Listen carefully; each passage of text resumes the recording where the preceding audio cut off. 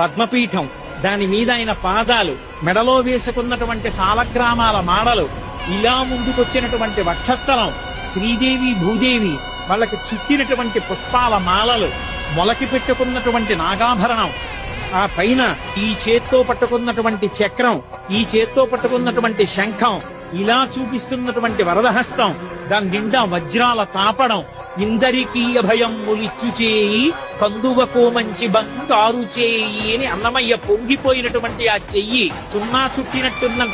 చిరునవ్వు నవ్వుతున్నటువంటి చిన్న గుంటటి మూతి, దాని కింద గడ్డం మీద కర్పూరపు మచ్చ,